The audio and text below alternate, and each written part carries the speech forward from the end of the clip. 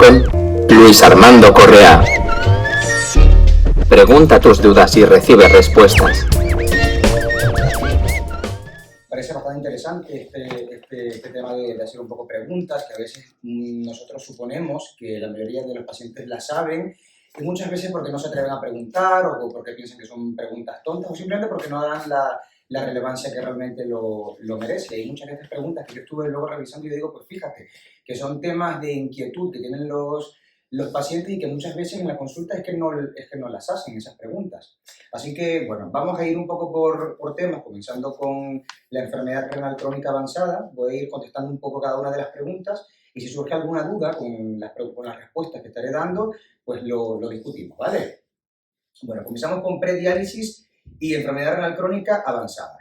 La primera pregunta es, ¿qué se debe hacer para retardar la entrada en diálisis? Esto es una pregunta bastante controversial porque eso lógicamente que dependerá de la causa de la enfermedad renal crónica que padece cada paciente. Hay enfermedades, por ejemplo, la diabetes, que es digamos, una de las principales causas de enfermedad renal crónica.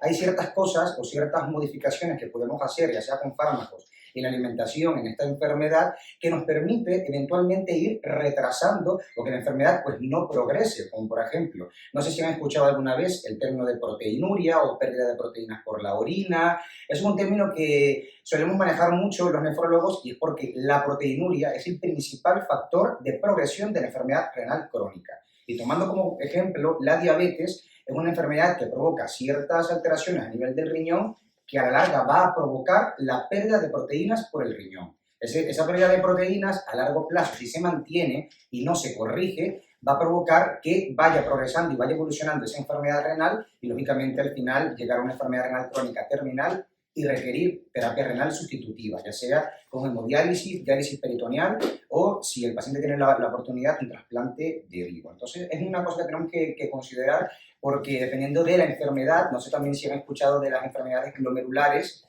que son enfermedades donde el sistema inmunológico ataca el riñón. Entonces también ese tipo de enfermedades dependerán de que se instaure algún tipo de tratamiento que controle el sistema inmunológico y donde la respuesta de la persona va a depender y si responde, pues a lo mejor va bastante bien y logra recuperar función renal, pero a lo mejor si va mal con ese tratamiento, pues va progresando y va evolucionando y a lo mejor desde el diagnóstico de la enfermedad hasta el momento en que entra en diálisis, es que pueden transcurrir incluso un mes. Entonces, esto dependerá, lógicamente, de la causa de la enfermedad renal. Están también las enfermedades genéticas, que también van progresando a lo mejor muy lento, pero a lo mejor puede ser una enfermedad realmente que provoca un compromiso más importante y el paciente vaya a terapia renal sustitutiva, pues de una forma un poco más rápida. Entonces, ¿qué puedo hacer para poder evitar o retardar mi entrada en diálisis? Al final dependerá de la causa de la enfermedad. Siempre, pues, seguir el tratamiento adecuado, ya sea un tratamiento inmunosupresor, en el caso de las enfermedades autoinmunes, como la glomerulonefritis y el resto de enfermedades que afectan al riñón, o, pues, hacer medidas higiénico-dietéticas con la alimentación y, lógicamente, cumplir el tratamiento, pues, un poco a rajatabla, como lo indica el médico. Hay muchos fármacos actualmente que son fármacos antiproteinúricos que tienen la capacidad de disminuir la pérdida de proteínas por la orina y también eso, a largo plazo, pues, retarda la progresión de la enfermedad renal crónica y consecutivamente la entrada en diálisis de estos pacientes, ¿vale? ¿Alguna duda con respecto a esta pregunta? Vale. Bueno, pasamos a la segunda pregunta, que es ¿cómo se realiza un trasplante de un grupo sanguíneo incompatible y si estos trasplantes se realizan ya en Salamanca? Vale, bueno, hay muchos tipos de trasplante renal. Está el trasplante de donante cadáver, cuando es una persona que fallece y de manera diferida se le sacan, si el paciente ya se considera donante, si es candidato a ser donante y si la familia lo permite, dependiendo de las últimas decisiones de la persona, y luego eso de manera diferida, pues ese órgano se prepara y luego se implanta en el receptor que sea más adecuado. Pero también hay otros tipos de trasplante, como el trasplante de vivo, que consiste en quitarle pues un riñón o una persona viva ser donante de un riñón y en el mismo acto quirúrgico que se lo están sacando, pues se lo implantan a un receptor. También está el trasplante de páncreas-riñón en los pacientes diabéticos tipo 1, que se le trasplanta de manera consecutiva el páncreas y el riñón. Está también el trasplante hepatorrenal, que se trasplanta de manera consecutiva un hígado y un riñón. Y también tenemos muchos otros tipos de trasplantes que si me pongo a decirlos ahora es que hay muchísimos tipos.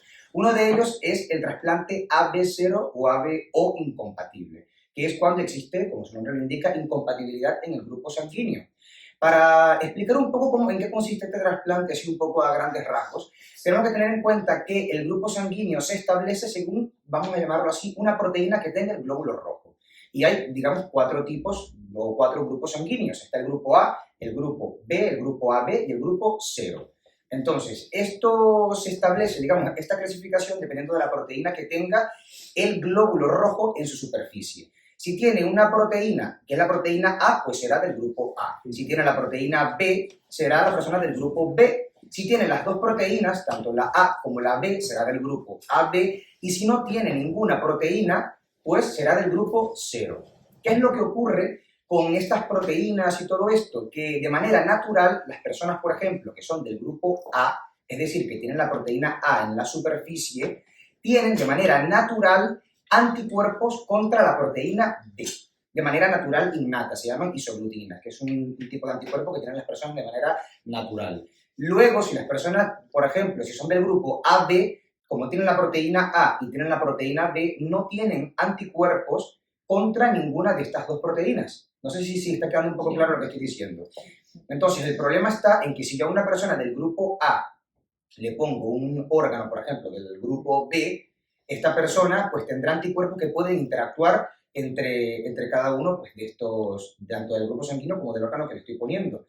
Entonces, allí la cuestión está que es posible trasplantar con incompatibilidad de grupos, si es posible. De hecho, aquí en España hay varios hospitales que lo realizan, como por ejemplo el Clinic de Barcelona, y creo que el 12 de octubre en Madrid también lo realiza. Son pocos hospitales y hay que preparar al paciente, hay que hacerle una serie de procedimientos como plasmaféresis y otra serie como unas diálisis especiales que permiten, como en la persona que tiene proteínas anti-B, permite limpiarle de la sangre todas esas proteínas que se llaman isoglutininas para que cuando le trasplanten el órgano de un grupo que no le corresponde, pues no haga una reacción inmunológica aguda en ese momento.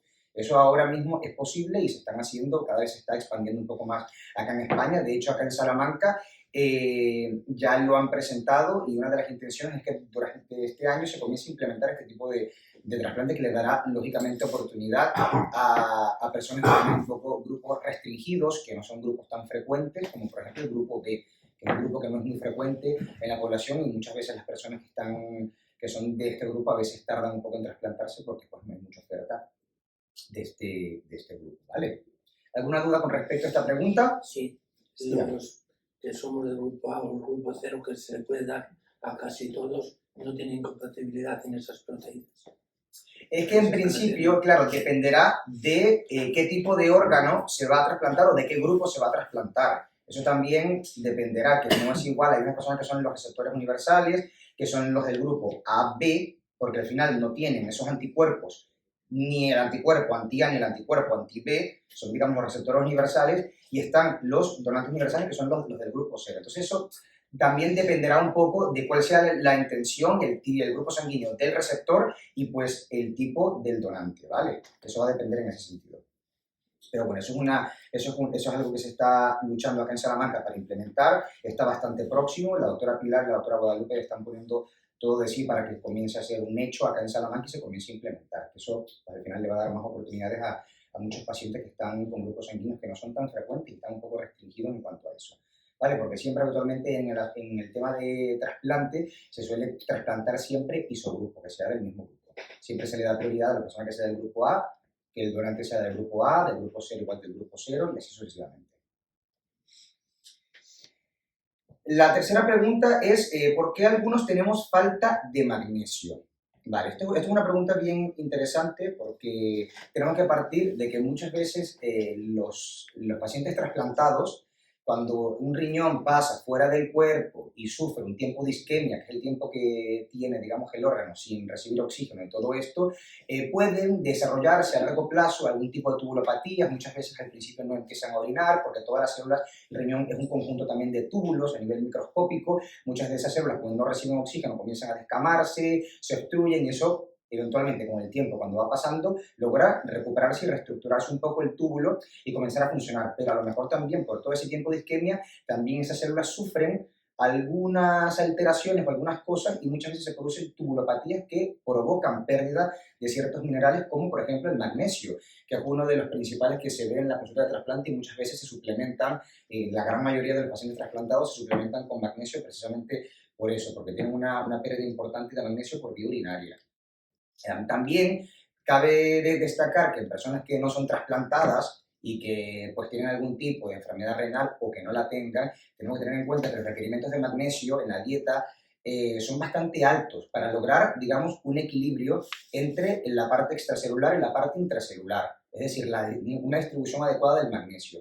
Y como esos requerimientos son tan altos, muchas veces no logramos completarlos con los alimentos que consumimos. Entonces también muchas veces una de las causas del déficit de magnesio también puede ser pues, un déficit en la ingesta, a diferencia de otros elementos, otros iones como el sodio y el potasio, que sí están muy abundantes en la mayoría de los alimentos que consumimos, y encontrarnos realmente un trastorno por déficit en consumo de estos electrolitos es bastante difícil. Los hay, pero es bastante difícil encontrar en comparación con el magnesio.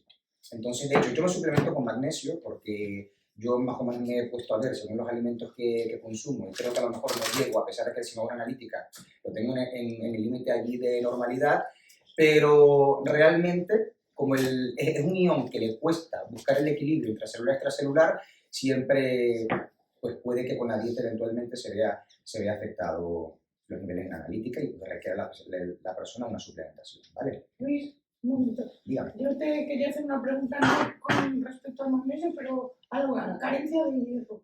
Sí. Cuando un paciente trasplantado tiene carencia de hierro, una especie de anemia ferropénica, ¿hasta qué punto eso afecta a tus riñones? Y si el paciente puede tener, aparte de que te pongan hierro, ¿qué cosas puede hacer el paciente para poder sustituir la ausencia de hierro? Claro, a ver, lo del tema del hierro, los requerimientos de hierro específicamente cambian, lógicamente, cuando la persona se encuentra en prediálisis, cuando se encuentra en diálisis y luego que está trasplantada renal, los requerimientos van cambiando, porque también es importante saber que una paciente que está trasplantada y le funciona el riñón correctamente, pues la producción de esta famosa hormona, la eritropoyetina, eventualmente se va recuperando y en muchos de los pacientes se logra estabilizar mucho esa cuestión de la eritropoyetina con relación a la parte del hierro. Entonces, la cuestión está en que muchas veces, por ejemplo, si el paciente tiene algún tipo de sangrado, si es una mujer, por ejemplo, que tiene metrorragia, que tiene algún tipo de sangrado, que tiene pérdidas digestivas, por allí ya vamos a tener una pérdida de hierro. Muchas veces en estas personas va a requerir una suplementación adicional para lograr conseguir, digamos, el requerimiento o mantener el hierro en los niveles adecuados, que luego, si por ejemplo la persona está en diálisis, se puede utilizar ese hierro, que son al final los ladrillitos, y la eritropoyetina es como el constructor, que es el que provoca la construcción de los glóbulos rojos. Entonces, claro, dependerá un poco mantener esos niveles para que la eritropoyetina y el resto de hormonas y de elementos puedan ejercer su acción y mantener pues, un nivel de hemoglobina apto.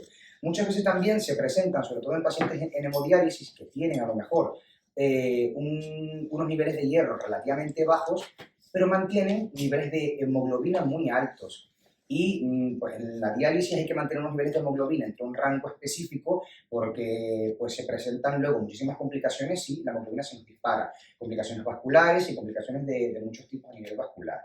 Entonces hay que mantener el hierro, digamos, en un rango específico dependiendo del estado en el que esté el paciente, si es de prediálisis, si es de hemodiálisis o trasplantado renal, para que luego el resto de hormonas y el resto de cosas pueda mantener un poco el equilibrio. Pero bueno, al final no es necesario siempre, o habrá personas allí que se puedan rescatar que a pesar de que tengan el hierro bajo, no sea necesario colocarle hierro, porque a lo mejor su cuerpo necesita de muy poco hierro para producir los glóbulos rojos, que es, digamos, el sitio donde se encuentra mayor utilización. Luis, te quería preguntar, cuando se tiene déficit de potasio, que yo últimamente tomo un suplemento, ¿a qué puede ser debido? ¿Es trasplantado? Sí. Eso también puede ser una causa. Una tubulopatía que exista, post trasplante renal, que isquemia del órgano y todo eso, que pueda tener un incremento en las pérdidas de potasio a nivel renal.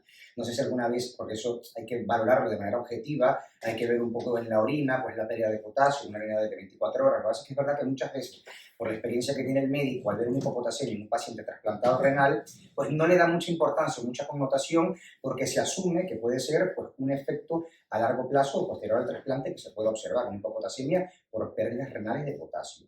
Porque no sé si estará comiendo de manera normal ya la parte del potasio y todo esto. Pero es que yo llevo con pérdida de potasio los últimos 4 años y yo llevo trasplantado casi 24. Claro, bueno, Antes no. es que eso puede presentarse ya sea de manera inmediata o a largo plazo. Hay que recordar que el órgano que se trasplanta es un órgano que tiene un tiempo de isquemia, que está fuera del órgano, como he dicho anteriormente, el riñón es una masita de vasos sanguíneos y de túbulos, donde estando fuera sin recibir oxígeno, por así decirlo, comienzan esas células a descamarse y no solamente se van eventualmente a regenerar y provocar un funcionamiento adecuado del riñón, sino que aparte de regenerarse pueden quedar con alguna alteración, con alguna afectación y pues eventualmente esas células no ser capaz, ya sea a mediano, a corto o a largo plazo, la capacidad de reabsorber ese potasio o pues de liberarlo. Que es lo mismo que pasa más o menos con lo que pasa con el magnesio. Con el potasio es un poco más raro encontrarnos eso, pero también puede presentarse en ese contexto, ¿vale? Para eso también implementamos algunos fármacos o algunas cosas. Por ejemplo, si está teniendo pérdidas de proteínas por la orina, pueden implementarse algunos fármacos que consecutivamente, de manera secundaria, con un efecto negativo en determinado tipo de paciente, puede provocar la reabsorción del potasio, como los IECAS, los sartán y todos estos fármacos, o la espironolactona también. ¿Tiene que ver alguna relación la falta de magnesio con el cansancio que uno siente cuando... Sí, el magnesio, la hipomagnesemia o los niveles bajos de magnesio en sangre se relaciona como un ion que está implicado en muchas funciones, tanto neurológicas como de contracción muscular y en muchos otros sitios.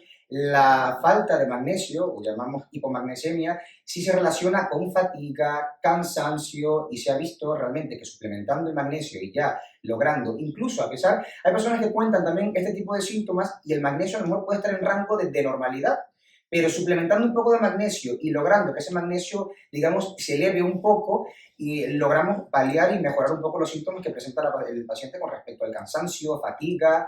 Incluso viene también bastante bien para la conciliación del sueño, la relajación y todo esto. Tiene realmente el magnesio, es el ion extracelular más frecuente y el segundo más frecuente a nivel dentro de la célula, después del potasio. Muy importante, tiene muchas funciones. ¿Dónde lo encontramos? El magnesio está presente en muchos alimentos, pero en muy baja proporción. En las espinacas, por ejemplo, los frutos secos tienen mucha cantidad de magnesio. Lo que pasa es que el tema de los frutos secos, de los pacientes de diálisis o de prediálisis, tiene sus connotaciones, pero ya los pacientes que están trasplantados, que pueden mejorar un poco la alimentación, pues ya se pueden llegar a permitir este tipo de alimentos que en principio podrían llegar a ser prohibitivos, que realmente yo estoy un poco en contra de eso, pero bueno, que todavía muchos nefrólogos están todavía muy arraigados a las dietas restrictivas y todo esto, que no solamente tienen fósforo, que hay muchos que tienen mucho fósforo, tienen potasio, sino que también tienen otros minerales que son muy importantes también y que se van perdiendo cuando se comienza a restringir la alimentación. Pero está presente en muchísimos alimentos, en frutos secos, en el pescado también tiene mucho magnesio, la carne roja, pero las cantidades de magnesio, si lo cuantificas, distribuyéndolo en todas las comidas que comes en todo el día, realmente a lo mejor no se llegan a los requerimientos diarios completos de magnesio que tiene la persona. La yema del huevo también tiene bastante magnesio. El problema es que luego tu cuerpo lo absorba eso, ¿o no? Claro, o puede que lo absorba, también hay muchos alimentos que tienen antinutrientes y que también impiden la absorción de ciertos minerales, como el magnesio, como el hierro, pero bueno, eso al final, si nos podemos ver con respecto a otros iones como el potasio, que también eventualmente nosotros diariamente consumimos también dentro de los alimentos una cosa que se llaman antinutrientes, que también dentro de, digamos, la absorción completa de la alimentación inhiben o bloquean la absorción de ciertos minerales, pero si cuantificamos digamos, la toma durante todo el día de ese mineral en específico, pues supera realmente el aporte que estamos teniendo con la alimentación con respecto a esas pérdidas o falta de absorción que estamos teniendo. Pero el magnesio, como a lo mejor no llegamos a los requerimientos diarios, pues a lo mejor muchas personas en la población general, pues por eso tienen magnesemia o el magnesio bajo en sangre. Vale, vamos a la cuarta pregunta, ¿son las enfermedades renales hereditarias? Bueno, las enfermedades renales, hay enfermedades renales que son hereditarias y enfermedades renales que no son hereditarias. La gran mayoría, o lo más frecuente que nos encontramos con respecto a las enfermedades renales que provocan enfermedad renal crónica, y consecutivamente una enfermedad renal crónica terminal que lleva al paciente a terapia renal sustitutiva, pues no son hereditarias. O pueden tener algún componente hereditario, pero no es que sea lo más frecuente, como por ejemplo la diabetes. La diabetes, por ejemplo, la diabetes tipo 2 tiene un componente hereditario bastante marcado, bastante importante, pero por ejemplo la tipo 1, que eso a mí, cuando yo en su momento lo estuve estudiando, me llamó bastante la atención, porque no sé qué les parece a ustedes, pero la diabetes tipo 1, que es la diabetes que aparece de niños, que requieren insulina desde niños, yo tenía un poco arraigado a que esa era la diabetes que tenía un componente genético bastante fuerte, y al final es al revés. Hay personas que están predispuestas en ese tipo de enfermedades, en el contexto de una enfermedad viral y todo esto, pues desarrollan anticuerpos que ataquen las células que producen la insulina y el paciente pues, quede diabético con requerimientos de insulina. Pero realmente la diabetes tipo 2 es la que tiene un componente genético más importante. Ahora, que sea el componente genético lo que produzca la enfermedad renal, pues no, a lo mejor eso le condiciona a tener una mayor posibilidad de tener diabetes a esa persona, y si no se la controla adecuadamente o no se le diagnostica de manera oportuna y el paciente no sigue el tratamiento, pues a la larga la diabetes le va a provocar una enfermedad renal crónica. Y que dependiendo de cómo se haga el seguimiento en estas personas, qué tipo de tratamiento se le instaure, cómo sea las medidas higiénico-dietéticas que esta persona instaure en su vida cotidiana, pues dependerá un poco de cómo progrese esa enfermedad renal. Pero también tenemos una muy frecuente que es la poliquistosis hepatorenal, que esa enfermedad es hereditaria en su totalidad. A largo plazo, esta enfermedad va a provocar un deterioro progresivo de la enfermedad renal, dependiendo pues, de lo que tenga afectado, el tipo de mutación que tenga la persona y que le esté provocando la enfermedad, y pues a largo plazo va a provocar una enfermedad renal crónica con requerimiento de terapia renal sustitutiva. Tengo entendido que desde los años a esta parte un 10% eran mutaciones en la poliquistosis hepatorenal. Eso ha cambiado.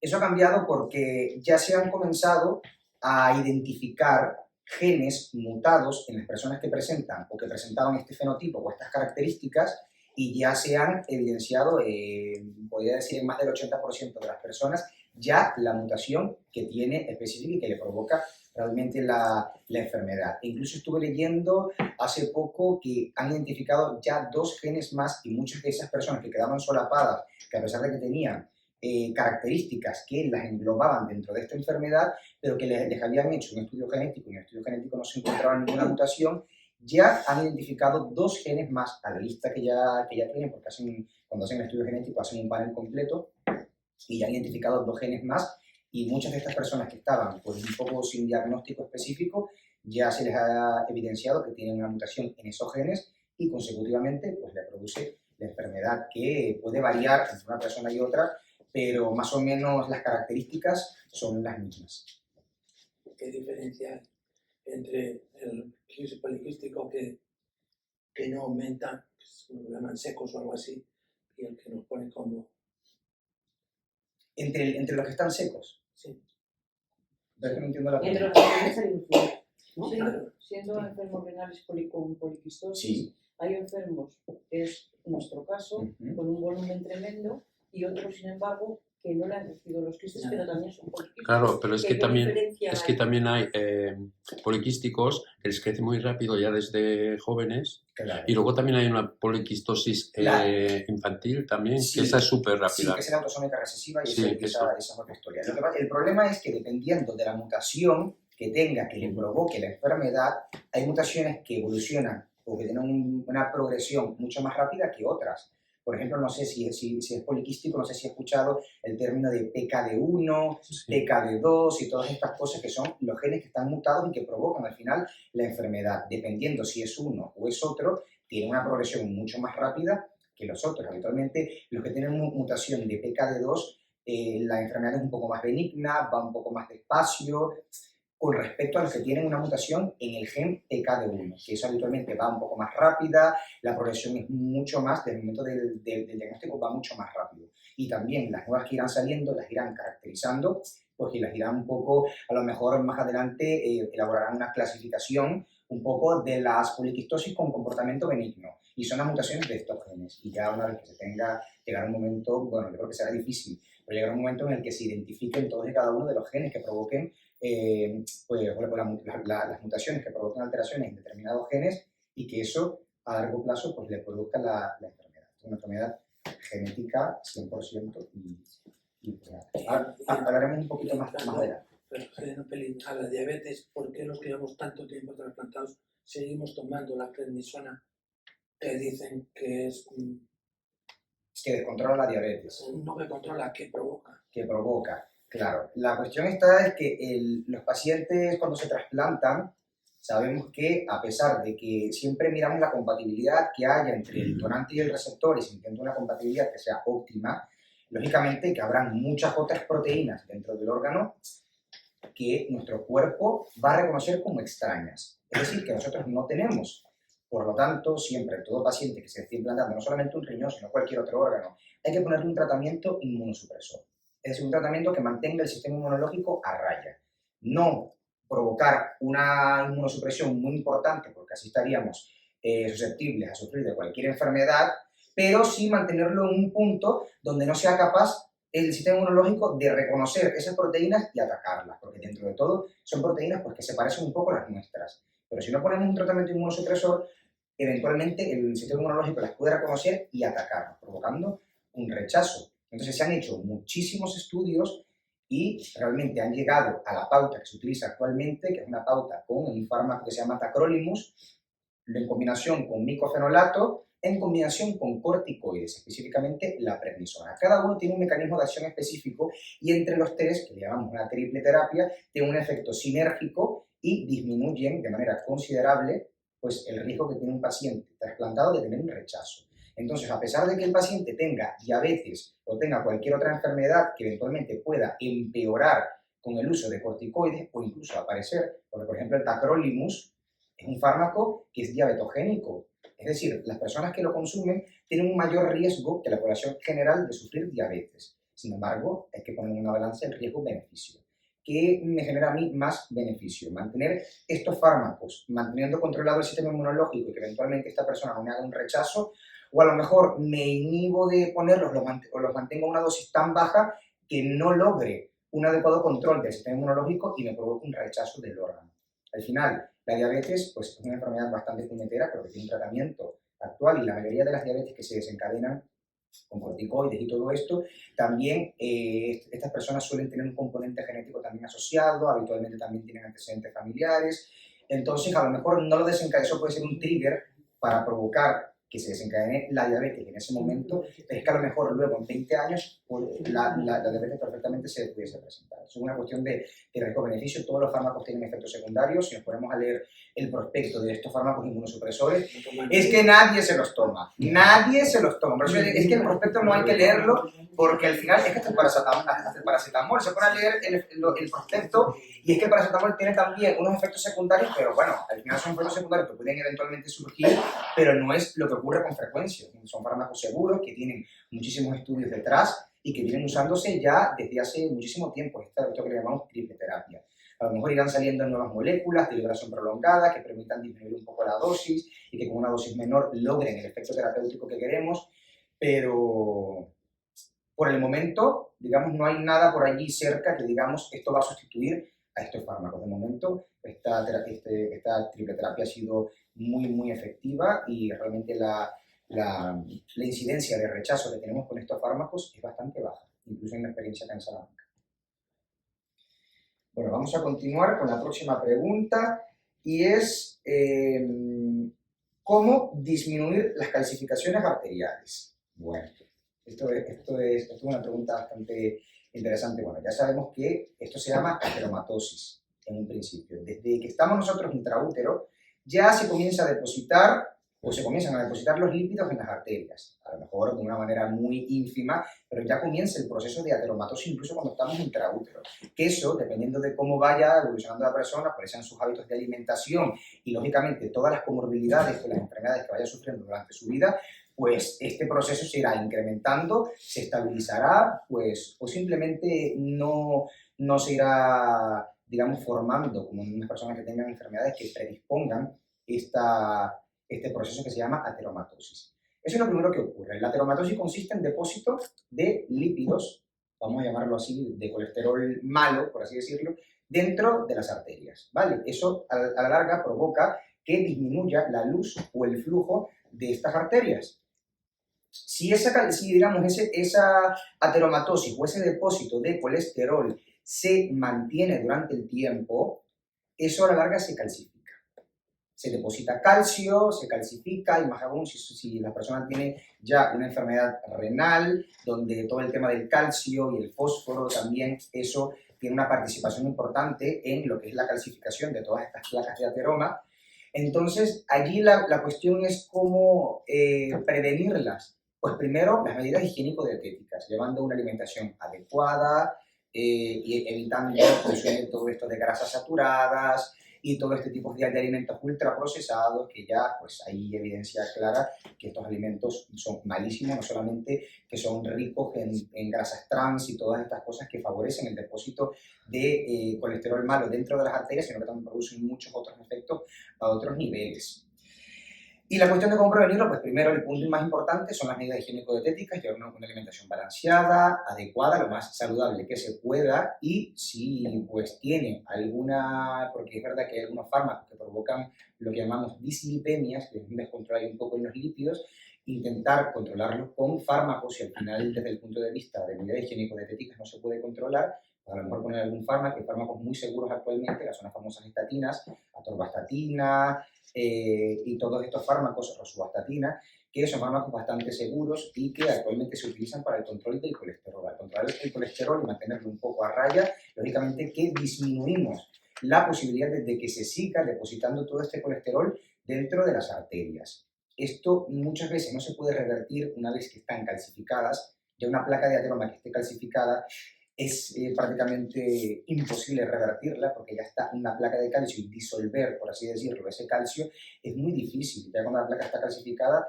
revertirlo no. Pero bueno, lo que podemos hacer es evitar pues, que se siga calcificando, manteniendo un adecuado metabolismo fósforo-calcio y, lógicamente, también manteniendo una adecuada alimentación, lo que llamamos nosotros medidas higiénico-dietéticas. Pero revertirlo, esto no se puede revertir. Por eso muchas veces a los pacientes trasplantados que se les solicita un estudio o que los que se van a meter en lista de trasplante, que se les está estudiando y se les hace el estudio que nosotros le decimos el angioTAC para ver un poco cómo están las arterias donde se prevé que se va a realizar el empalme del riñón. Es muy importante ver eso porque dependiendo de cómo se encuentran esas arterias, si hay calcificación, si no, o dónde se encuentran esas calcificaciones, el paciente será subsidiario en incluirlo en lista para trasplantarse o no. Y ya hay muchos pacientes que no se han podido incluir en lista porque es que tienen todas las arterias donde se empalma el riñón, las tienen todas calcificadas, no tienen ningún hueco donde poder tener la oportunidad de empalmar el riñón. Entonces, de allí, lo importante de todo esto es ir haciendo las cosas con tiempo, prever y tener un estilo de vida un poco más saludable, hacer algún tipo de actividad física, ya sea caminar o lo que sea, realizar algún tipo de actividad física, evitar el sedentarismo, mantener una alimentación adecuada, porque si con eso no logramos un control adecuado, ya comenzaríamos con un tratamiento farmacológico. Incluso es que actualmente, según las guías, los cardiólogos, según las guías de hipertensión y todo esto, los pacientes con enfermedad renal crónica y algunas otras comorbilidades tienen que tener el colesterol malo por debajo de un valor que no se puede lograr con medidas higiénico-dietéticas, que es por debajo de 75. Entonces, las personas que les gusta cotillar las analíticas y todo esto, eso es prácticamente imposible llevarlo con medidas higiénico-dietéticas, es decir, únicamente con alimentación. Para eso, eventualmente, hay que colocar medicación que tenga un efecto, digamos, un poco adyuvante a la alimentación y conseguir unos niveles adecuados de este colesterol y disminuir el riesgo cardiovascular. ¿Alguna duda con respecto a esto? ¿Tiene algo que ver esos depósitos en la arteria con los depósitos en los músculos y rótulas y demás? Sí, también. Muchas veces roturas musculares por caídas o por lo que sea, o roturas de tendones, cuando está comenzando a cicatrizar durante ese proceso eventualmente, si es un paciente que no tiene un control adecuado de calcio y fósforo y que tiene algún proceso donde está ocurriendo mecanismos de reparación y todo esto, puede eventualmente eso llegar a calcificarse, es una posibilidad. No es lo que ocurre de manera más habitual, pero es una posibilidad de que se desarrollen pequeños focos de calcio en sitios donde está ocurriendo un proceso de reparación activa. Eso es una posibilidad. Tú con todo lo que conlleva eso después. Al final no deja de ser un pedazo de calcio que si por ejemplo es un tendón, está rozando ahí un poco el sitio por donde se desliza el ligamento o el tendón y con todos los problemas y dolores que eso puede llegar a implicar. Vale, la siguiente pregunta. ¿En qué momento se inicia diálisis? Bueno, esta pregunta también depende muchísimo. Si es, por ejemplo, una enfermedad glomerular, como dije anteriormente, que son enfermedades habitualmente que van muy rápido, bueno, dependiendo de la enfermedad, pero tomando el ejemplo de estas que van muy rápido, a lo mejor al paciente se le instaura un tratamiento o se llega tarde al momento del diagnóstico y a la hora de instaurar el tratamiento, el paciente no logra recuperar función renal y a lo mejor tiene que entrar en diálisis durante ese ingreso, que eso nos ha pasado muchísimo. A lo mejor hay personas que son, porque es verdad que muchas veces son enfermedades que son muy poco sintomáticas o que a lo mejor los síntomas tampoco son tan relevantes como para que la persona consulte y ya una vez que comienzan a presentarse los síntomas de manera importante y que van a las urgencias y consultan, ya muchas veces el daño ya está hecho, está instaurado, es irreversible y muchas veces es que salen de diálisis los pacientes desde que ingresan. Como hay otros donde eventualmente se puede llegar a diagnosticar la enfermedad, se instauran todas las medidas pertinentes para retrasar lo máximo que se pueda la progresión de esa enfermedad renal y es que hay pacientes que pueden estar en la consulta de ERCA años. Entonces eso lógicamente dependerá de la enfermedad de base que tenga la persona, del control de la enfermedad de base y de todos los factores que pueden establecer ahí una acción sinérgica en cuanto a la progresión de la enfermedad renal y pues controlar todos esos factores. Pero al final eso dependerá de la enfermedad y el momento en el que se entre en diálisis.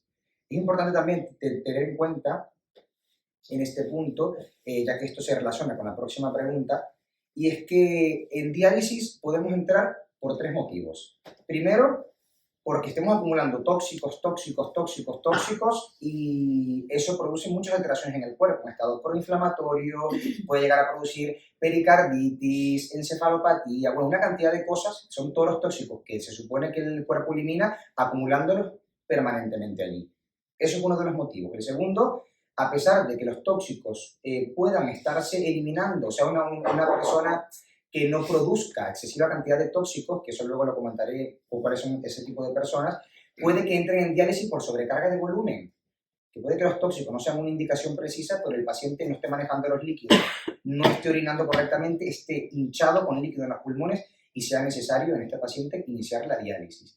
O un paciente que tenga ambas cosas, tanto que tenga elevación de los tóxicos como que no tenga mucho control allí su cuerpo de los líquidos.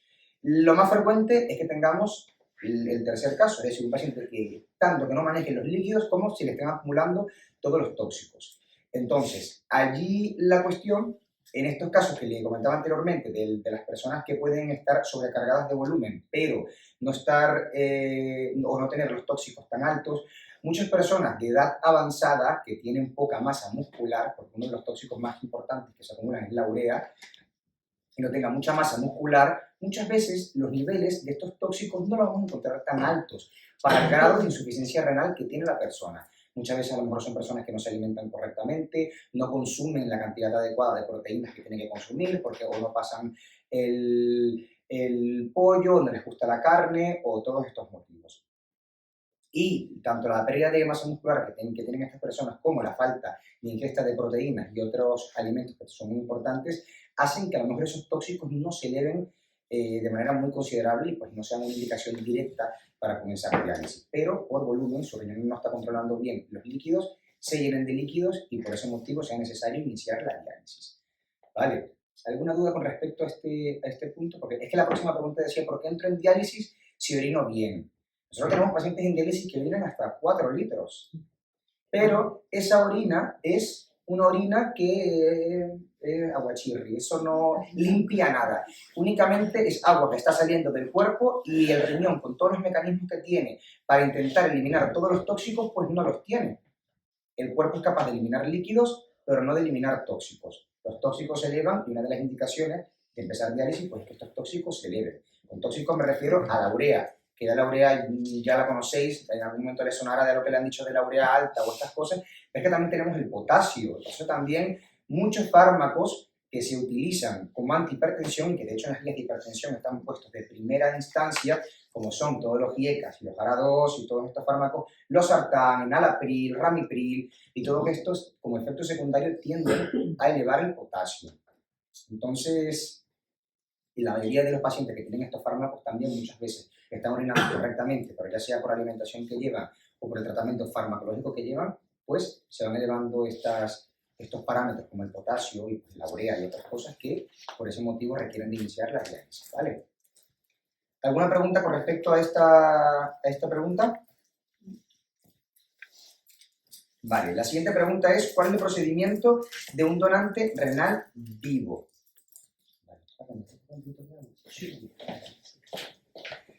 Vale, ¿cuál es el procedimiento en estos casos? Nosotros siempre que, bueno, se está haciendo de un tiempo para acá, porque realmente es verdad que no se hacía mucho, siempre se le ofrece al paciente que está en la consulta de enfermedad renal crónica avanzada, siempre se le ofrece esta posibilidad del trasplante de donante vivo, porque digamos que el trasplante idóneo va muy bien y al final es totalmente cierto que una persona puede vivir perfectamente con un solo riñón. Y el punto está, porque muchas personas dicen, pero es que a lo mejor a largo plazo, si me quedo yo sin un riñón, porque lo dono, me quedo yo a largo plazo, es que no va a tener problemas. A ver, si nos ponemos a compararlo, a lo mejor valorando únicamente la función renal, es verdad que eventualmente van a desarrollar una enfermedad renal crónica únicamente, muchas gracias, únicamente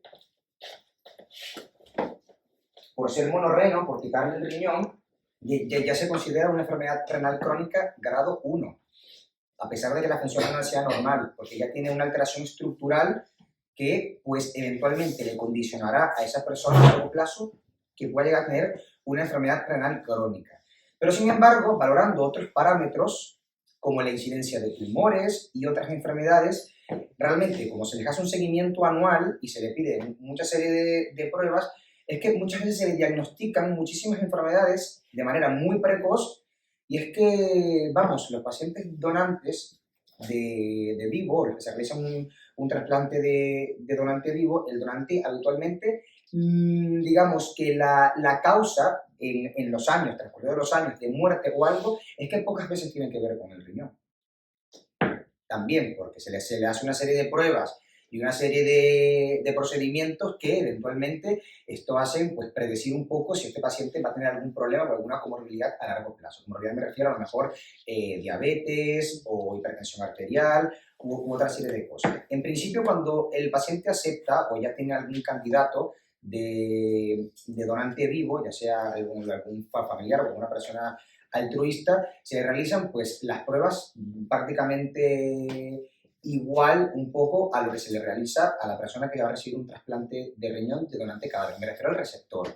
Se le realizan todas las pruebas pertinentes, la prueba de las arterias y todo el resto de pruebas que no voy a poner a decirlas ahora porque son muchas, ecografía, escáneres, muchas otras cosas con el matiz de que luego tiene que ser valorado por psiquiatría y eventualmente luego tienen que ir a un juzgado para que se tome en cuenta de que la persona donante no está siendo coaccionada o todas estas cosas, que eso eventualmente se puede llegar a ver. Eso digamos que serían las cosas un poco que se ponen ahí sobre la mesa, porque es verdad que la evaluación psiquiátrica, que debería ser una evaluación que debería hacerse a todo receptor, independientemente de donante vivo o de donante cadáver, yo creo que debería hacérsele a todo el mundo. Y es verdad que no es una cosa indispensable, únicamente si tiene la persona algún tipo de antecedente o alguna cosa es que se le solicita este tipo de valoración. Pero habitualmente la evaluación psiquiátrica no es una evaluación que se hace de manera rutinaria a todos los receptores.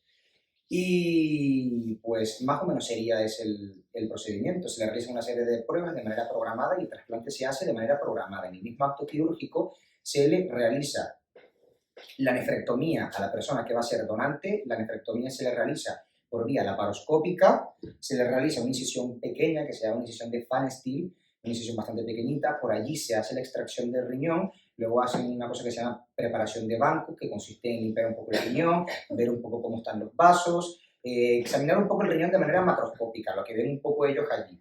Y prácticamente en el mismo tiempo quirúrgico, el riñón se traslada al quirófano del lado y se realiza la implantación del receptor.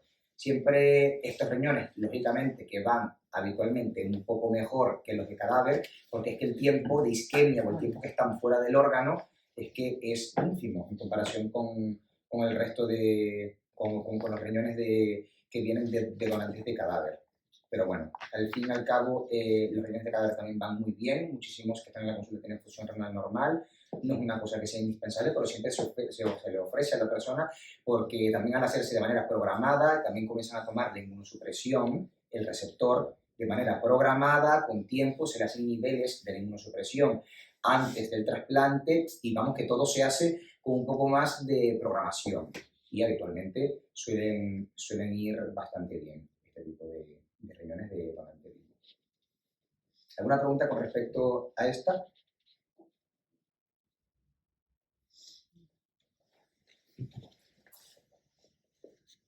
Una pregunta. Sí. Si una persona es donante en vivo y se muere, la familia dice que no quiere donar, ¿qué pasaría? Eso es un tema controversial porque al fin y al cabo se supone que por ley todas las personas que no tengan ninguna contraindicación deben ser donantes universales, pero eso no se cumple muy bien en la práctica. Muchas veces si los familiares se oponen a la donación de un órgano y la persona de la cual se van a sacar los órganos no ha dejado últimas instrucciones, no se les traen los órganos. Yo estuve por la UBI y en la UBI es verdad que fallece muchísima gente y claro, es que la gente no está habituada a hacer últimas instrucciones y menos personas que son jóvenes y todo esto. Entonces muchas veces se veían en ese aprieto porque es verdad que los familiares, la mayoría es verdad que decía que sí, pero había algunos familiares que decían que no y al final no encontrábamos ese punto de equilibrio, porque es que no podemos imponernos sobre la familia, pues sí tiene que donar sí o sí, porque es por ley y tal, ante una situación de duelo y todo lo que eso implica. Pero en principio, si la persona no ha dejado últimas instrucciones y la familia dice que no, los órganos no se le extraen a la persona. Ningún órgano. Habitualmente no es lo que suele ocurrir. Habitualmente los familiares suelen decir que sí, se reúnen, suelen llegar un poco a un consenso, porque también ha ocurrido problemas entre los familiares directos y luego el resto de familia, tal, y bueno, pero no es lo que ocurre habitualmente. Habitualmente la gente, la verdad que es muy altruista y la mayoría están dispuestos a la donación.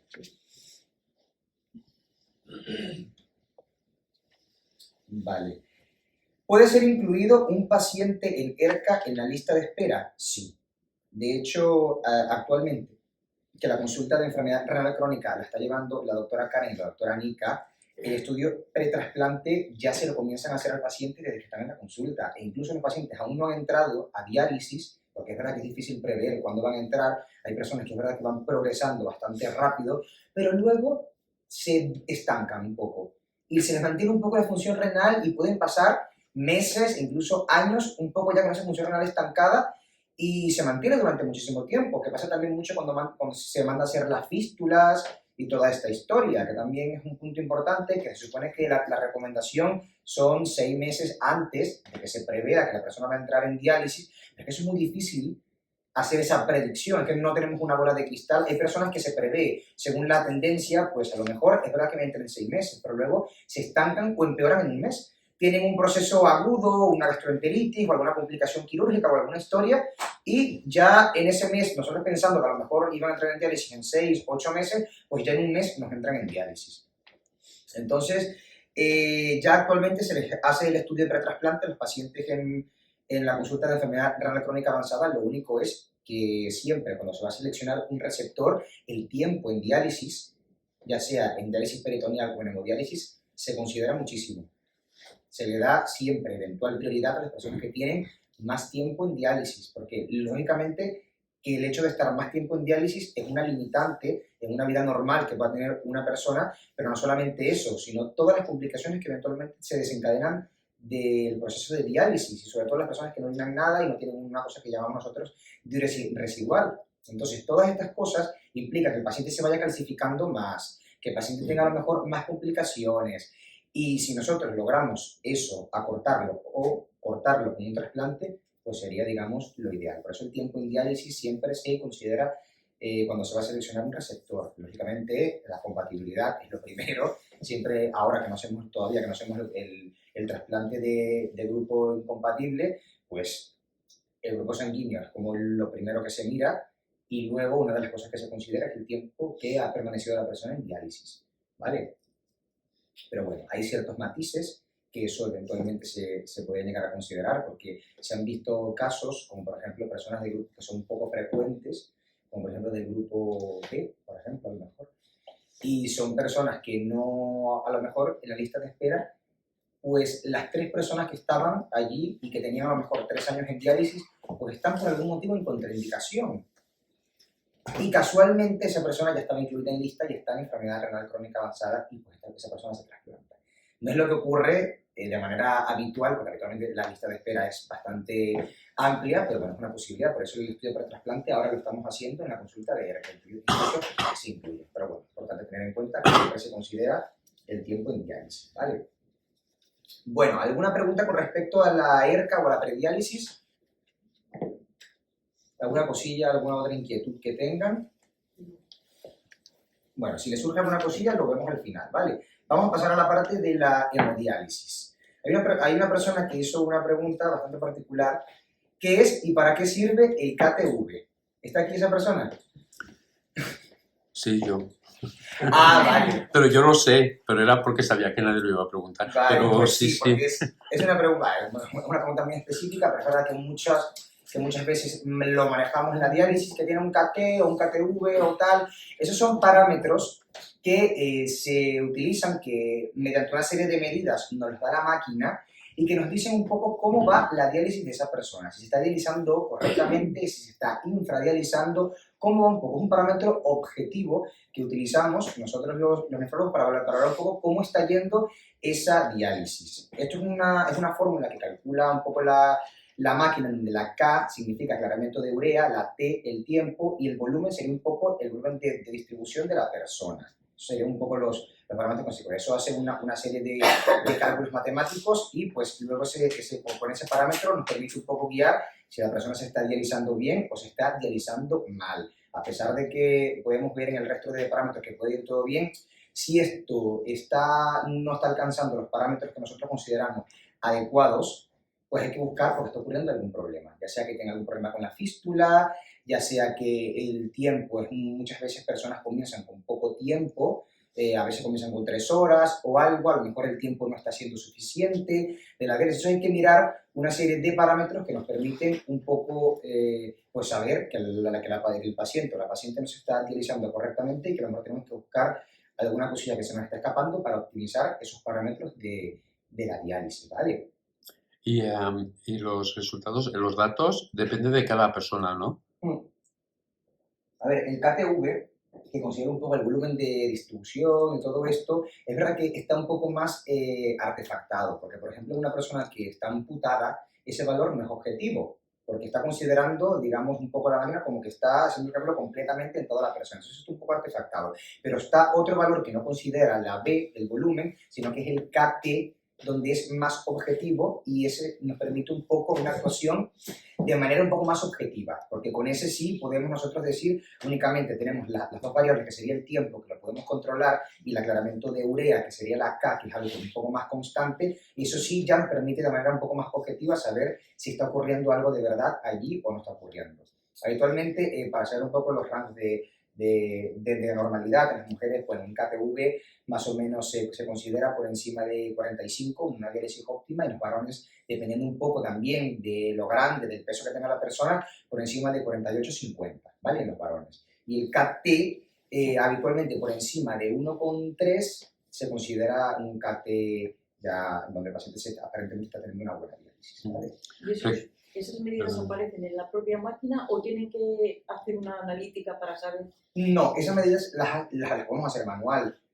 En su momento se hacen manual, pero ya la máquina lo calcula. Según cómo vaya el aclaramiento, tiene una serie de mecanismos que permiten detectar sustancias cuando entran al filtro, al dializador, y luego cuando salen, y así hace una serie de cálculos que permiten... A ver, es que nosotros nos llevamos...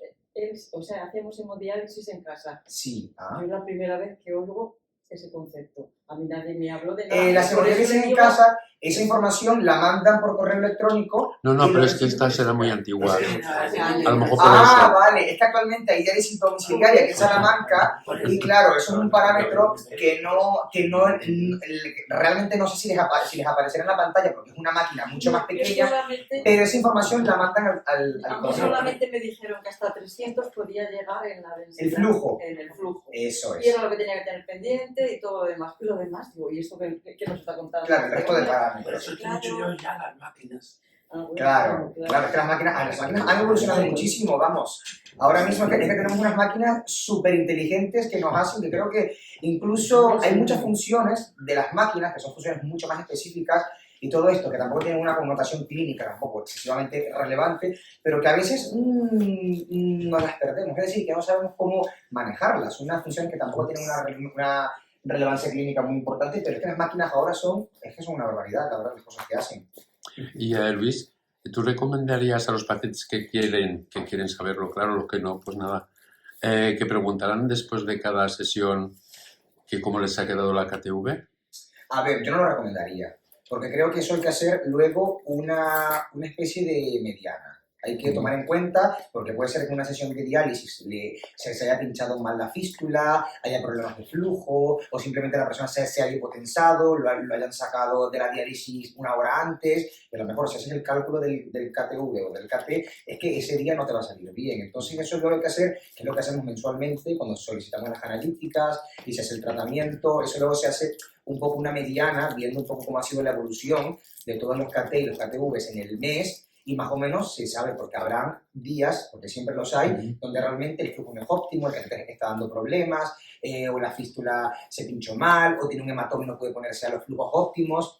Es decir, una cantidad de variables que no podemos obsesionarnos únicamente con que un día nos dé bien, al otro día no nos dé mal, o así. Yo creo que eso es un término que deben valorar un poco más que todos los médicos para verificar realmente que el paciente se está dializando correctamente y si no se está dializando correctamente, buscar un poco qué es lo que está ocurriendo, porque es que pueden ser muchas cosas. Pueden ser problemas de flujo, puede ser que esté el tiempo que no sea el adecuado, que haya que poner un poco más de tiempo, puede ser que haya que poner más días a la semana, habitualmente como se comienza, dependiendo de cuál sea la causa de la enfermedad renal y se empieza por 2 días a la semana, si el paciente mantiene una buena diuresis y todo esto se empieza por 2 días, a lo mejor llega un punto donde no estamos llegando a los parámetros óptimos y necesitamos de poner un día más. Poniendo un día más, ya vemos cómo la evolución ya va mejorando todos esos parámetros dialíticos y pues logramos ya unos parámetros óptimos. Ok, gracias. Bueno, la siguiente pregunta es ¿por qué se ponen tan gordas las venas del brazo con fístula? Vale. Muy bien esta pregunta también. A ver, para hacer la diálisis tenemos que tener en cuenta que tenemos que tener un acceso vascular. Y el acceso vascular puede ser de diferentes formas. Tenemos el ideal, el que recomiendan todas las guías en la actualidad, y creo que eso no va a cambiar, es la fístula arteriovenosa. La fístula arteriovenosa consiste en empalmar una arteria con una vena. Y lo que estamos buscando con eso es arterializar el flujo de la vena. Sabemos que por la arteria pasa la sangre oxigenada, que es la sangre que le lleva oxígeno a los tejidos, y habitualmente es un tipo de tejido que maneja presión. Porque claro, la sangre va disparada del corazón y tiene que intentar llegar a todo y son, digamos, tejidos que tienen que manejar mucha presión.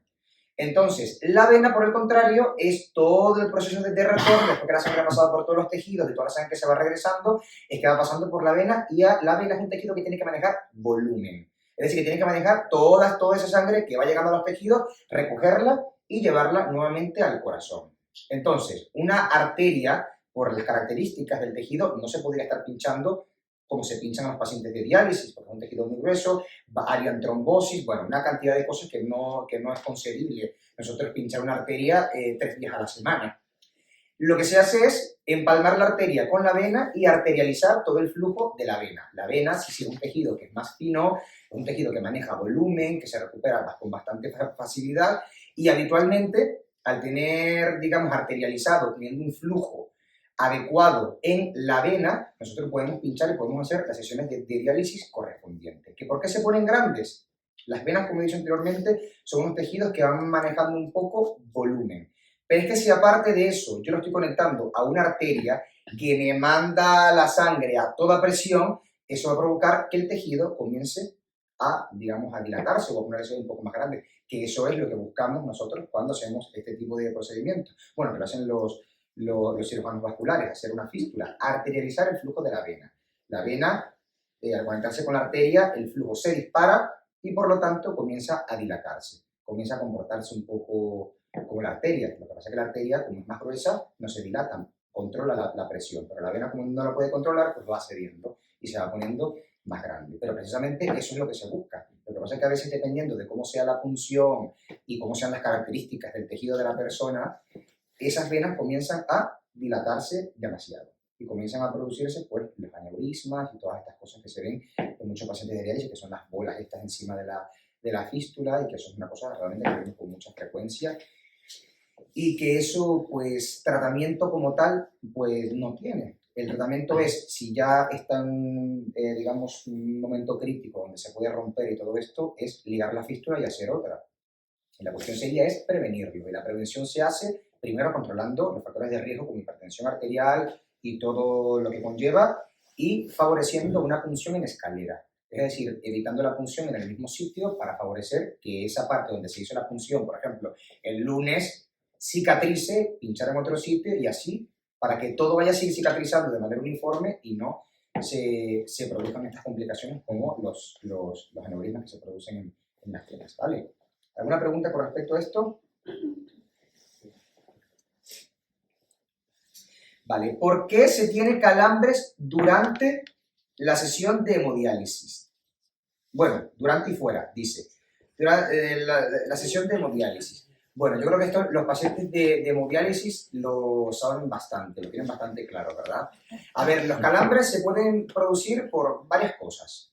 Realmente, por ejemplo, un paciente con hipocalcemia, el calcio bajo, puede llegar a tener calambres. Habitualmente no son en las piernas, o son calambres más en extremidades superiores, en la cara, es un hormigueo, pero bueno, lo más frecuente de los calambres es que tenga el potasio alto, que no solamente se asocia a calambres, sino también a debilidad de miembros inferiores, y también es que le estemos quitando excesivamente líquido para lo que le corresponde en cada sesión.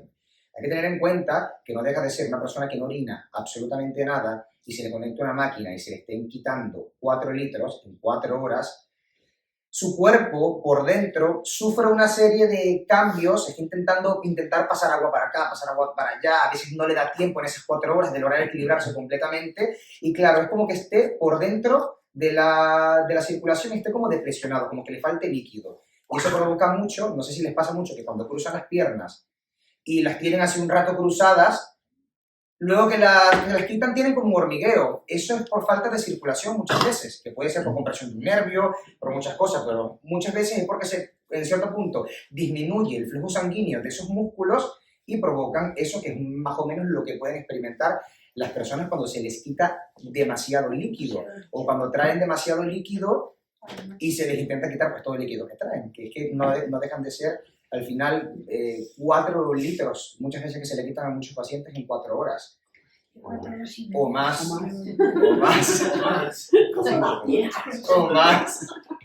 Bueno, Entonces, pero tampoco os cuidáis hoy en día los que estáis o acabáis de estar en diálisis.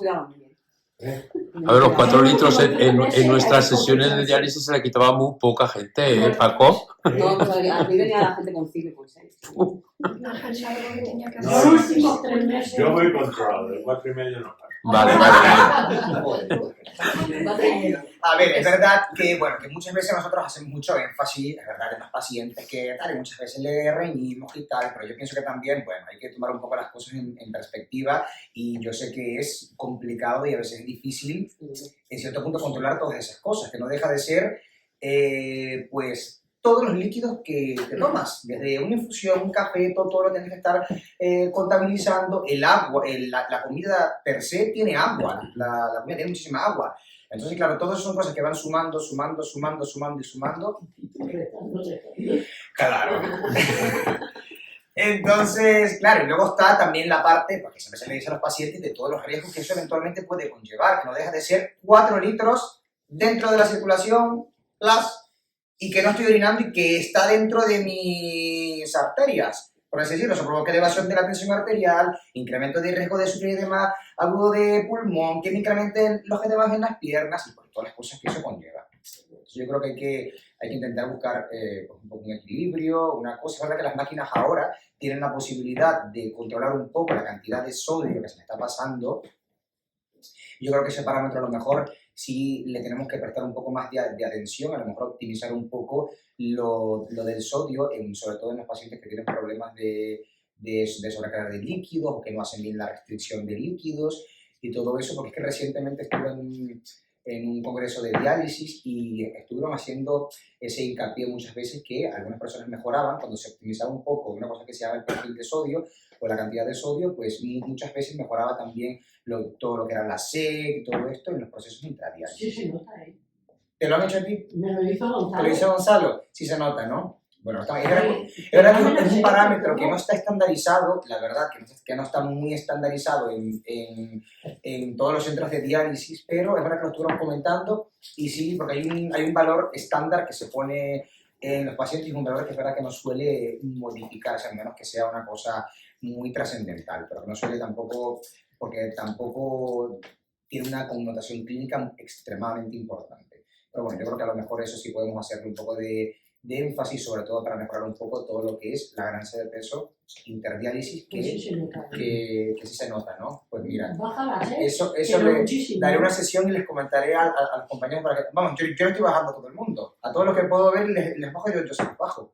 A un rango de seguridad, pues tampoco le puedes bajar demasiado, pero sí a lo mejor bajando 1 o 2 mil equivalentes sí se nota la diferencia, ¿no? Y ese límite A nosotros nos cambiaron el líquido de intercambio porque también estaba 4,5, 5 horas.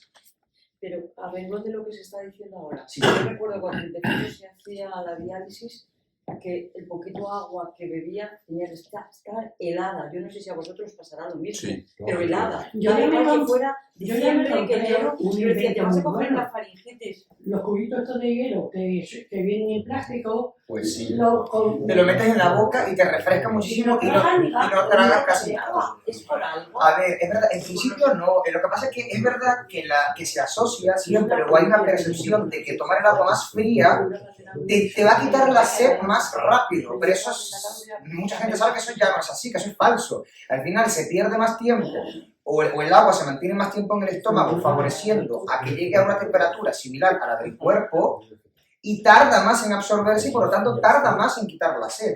Pero es que la percepción que tiene la gente es que al final a tomar un agua más fresquita te va a quitar la sed más rápido. Yo le Y decía, no, vas a no es acabar así. con una amigdalitis de caballo, porque vamos, en febrero, tomarte los cubitos, tal cual. Yo no sé si a vosotros Claro. os Es verdad que eso de los cubitos de hielo, es verdad que a muchos les viene muy bien cuando tienen mucha ansiedad de agua, se toma un cubito, se le refresca un poco la boca y le disminuye un poco la sensación de sed, ¿no? Claro, yo me lleno el vaso y luego me tomo cubito. Mi mujer está trasplantada Sí. y tiene habitualmente los calambres estos. Y le han visto el potasio y todo esto, el calcio. Lo tiene Fíjate que está el bien. magnesio lo tiene más bien Un bajo, poquito bajo el magnesio. pero lo demás lo tiene bien. Pero Bueno, son es que- calambres por la mañana. En Es por la mañana siempre. Bueno, es que al final también la etiología de los calambres es que puede ser debido a muchísimas cosas. Desde un proceso, ¿es diabética o algo? No, Bueno, puede ser los pacientes, por ejemplo, pacientes diabéticos que tienen mucha calcificación y ateromatosis de los miembros inferiores, puede que tengan problemas de circulación y eso les conlleva a tener un poco de calambres, pero también puede ser incluso algo de los nervios, que sea algo neuropático, a lo mejor durante el tiempo que estuve en diálisis, la urea también produce una cosa que se llama neuropatía urémica y le puede haber quedado ese efecto residual. La verdad que puede deberse pues, a muchas cosas, siempre y cuando no sea... ¿no? Hemos estado esta mañana en la consulta Y todo estaba correcto. Bueno, a lo mejor puede ser eso. Es que la urea, es verdad que a veces muchos nefrólogos son muy conservadores con el tema de la urea y mientras la persona no presente síntomas, es verdad que se esperan a lo mejor mucho y es verdad que la urea también tiene muchas connotaciones. En muchas personas no se produce ningún síntoma y tampoco ninguna afectación, pero en otros sí. Por ejemplo, esto que les estoy contando de la neuropatía urémica, que produce afectación de los nervios y todo eso, pero pueden ser problemas circulatorios asociados a la edad, que pueden ser muchísimas cosas, siempre y cuando eso no le provoque una limitación, pues tampoco considero que hay que buscar una causa en particular de sus Ella calambres. lo Sí, achaca a que por las mañanas suele tener frío. Dice, a ver si el frío tiene algo que ver. Bueno, a ver, el frío produce vasoconstricción, pero vasoconstricción de los vasos que están más superficiales de la piel, que eso en principio no debería producirle calambres por el frío, por así decirlo. Porque al final realmente la arteria que nutre los músculos y todo esto, que es la que eventualmente podría llegar a disminuir un poco el flujo y eventualmente producir calambres por alteración de la... Eso los gemelos, donde le da. A lo mejor puede ser algo circulatorio asociado a la edad, que tenga dermatosis en las piernas. ¿Fumaba? No. No. Puede ser. Pero... ¿Y cuál es la causa de su enfermedad renal? No. ¿Cuál es la causa de su enfermedad renal? Poliquistosis. Poliquistosis. Bueno, ¿alguna duda con respecto a esto? Vale. Aquí, ¿por qué? Bueno, estas preguntas vamos a ir un poquito más rápido porque son un poquito más sencillas. ¿Por qué se marea el paciente durante la sesión de hemodiálisis?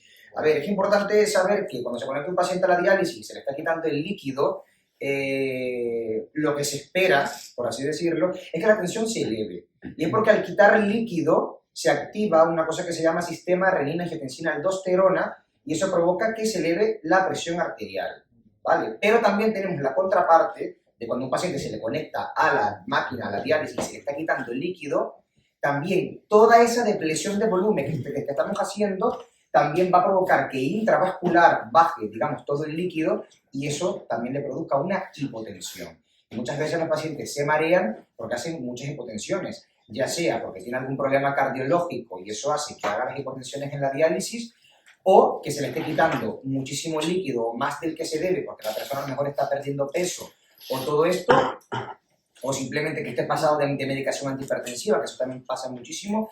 Es decir, hay muchas causas de que los pacientes hagan hipotensión dentro de la diálisis, causas que se justifican y que eventualmente nos podríamos llegar a esperar, que no deberían ocurrir, pero a veces son muchas veces se escapan de nuestras manos.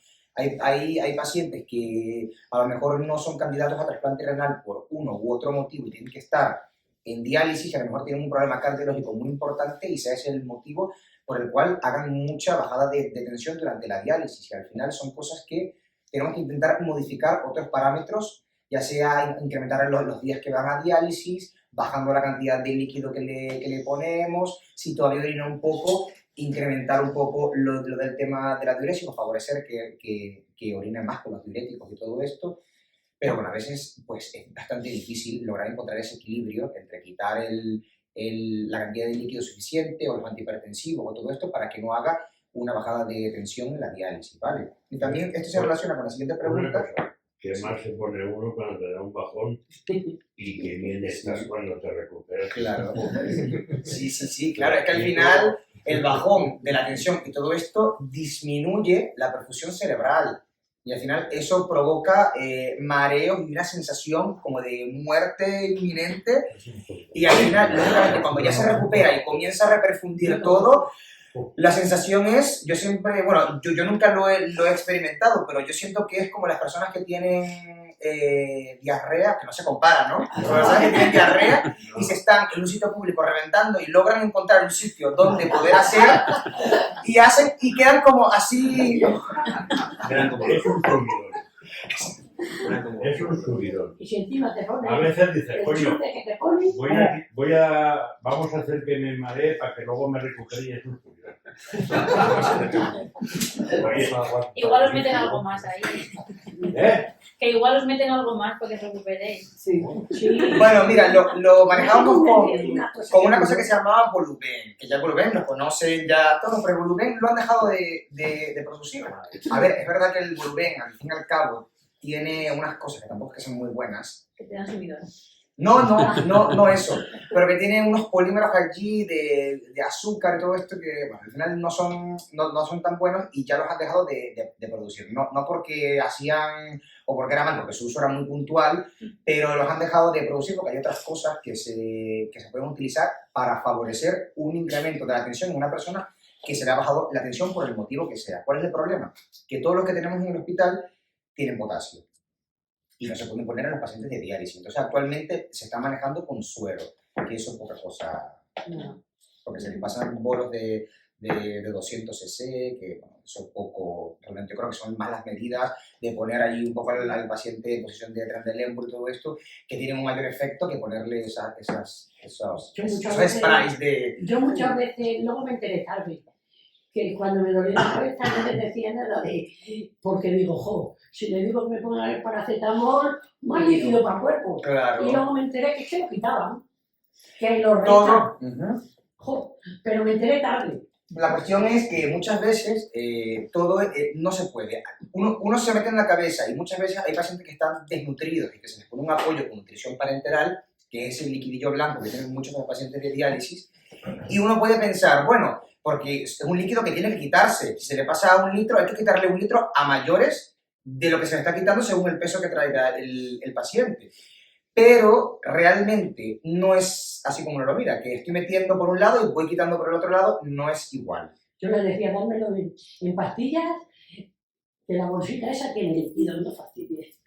Y claro, entonces tiene que quitar, al final eso incrementa el riesgo de bajada de tensión y todo esto. Pero bueno, es una cuestión que es frecuente que se presente en la diálisis, no solamente que se maree la persona, sino que también vomite y se ponga bastante mala, que pierda la conciencia y se ponga muy mala. Eso siempre lo intentamos pues, evitar a toda costa, pero pues eventualmente se presenta en algunos pacientes. Siempre que hace uno busca un poco la causa, que se le está quitando más líquido de lo que se debe, o que está tomando los antihipertensivos, a lo mejor ese día no los tiene que tomar, o tal, porque es muy susceptible a que se le quite un poco de líquido y se le baje la tensión.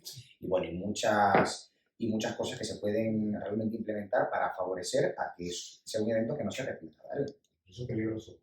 La hipotensión, claro, una hipotensión puede ser peligrosa. Una hipotensión al final no solamente disminuye la perfusión al cerebro, sino que también disminuye la perfusión al corazón. Lo que pasa es que es una hipotensión muy transitoria, durante un momento muy corto, donde se toman las medidas, se le va metiendo suero, tal, y al final es que es muy poco el tiempo lo que pasa el paciente como tal hipotenso, pero es que una hipotensión que se mantenga en el tiempo es que puede ser bastante... Hombre, que al final te tarda más en recuperar. Claro. Sí, porque Yo no puede ser notaba. peligroso. Una persona puede desarrollar perfectamente un infarto a raíz de un proceso de una Es que yo me hipotensión. quedaba con 6. Sí, que eso es, vamos, eso Yo, es... por ejemplo, cifras. tanto por mí y por otros compañeros, después de días de hipertensión, sufrí un ictus. Ahí, Bueno, eso ya o es sea, más salirte de la consulta con el ictus ya en ese momento. de la hemodiálisis. Sí, yo por ejemplo. Salir de la hemodiálisis con un ictus. Sí. Sí, puede presentarse. Es una cuestión que puede eventualmente presentarse. Pero ahí era la época en que yo me mareé, o sea, que yo prácticamente caía muy a menudo. Con hipotensiones. Sí. Claro, sí, es que es una cuestión, tanto un problema vascular cerebral como problemas cardiovasculares, que todo eso se pueden presentar o pueden, digamos, ser el trigger, la hipotensión, la bajada de tensión para que se desencadenen o aparezcan estos eventos, ¿vale? Pero como digo, bueno, habitualmente, como enseguida que ocurre, enseguida se resuelve o se intenta resolver lo más rápido que se puede, incluso pasando la cantidad de suero que sea necesaria para que salga del cuadro. No es una cosa que se vea de manera muy habitual que hagan los pacientes eventos cardiovasculares o eventos cerebrales relacionados con un proceso de hipotensión, ¿vale? Bueno, ¿alguna pregunta con respecto a esta parte? Vale. La siguiente pregunta, ¿por qué a veces huele mal el aliento al paciente, bueno, supongo que al paciente que está en diálisis? ¿Y cómo se puede evitar? Bueno, es importante tener en cuenta que una de las toxinas que se acumula, digamos una de las más importantes, es la urea, cuando los pacientes tienen una enfermedad renal crónica terminal. Y la urea, es verdad que desprende un olor, lo que nosotros llamamos un fetor urémico, que muchas veces que nos han pedido valoración de algún paciente y tenemos una analítica donde está bastante mala, pero no la hemos visto, únicamente con acercarnos, a lo mejor que nos está hablando y oler, porque es un olor bastante particular, ya podemos saber que esto por aquí tiene una urea bastante alta, un olor bastante particular que ya una vez que lo identificas ya más o menos puedes saber a dónde viene. Y ese aliento viene de la urea, de la acumulación de urea. Muchas veces pacientes que no están bien dializados o por el motivo que sea, porque no se les ha diagnosticado la enfermedad renal o por el motivo que sea, tienen esta particularidad, este aliento muy particular, así, eso se llama fetor urémico. ¿Vale? ¿Y cómo se puede disminuir? Pues optimizando las sesiones de diálisis, teniendo los parámetros un poco en rango, y si ya eso no es, pues a lo mejor ir al dentista, que no todo lo vamos a culpar a la urea. Pero que eso lo nota uno mismo, ¿eh? Sí. Es que muchos pacientes lo notan. Lo notan, pero es un olor diferente, no sé si lo pueden diferenciar ese olor a, por ejemplo, la halitosis fisiológica cuando nos despertamos en la mañana.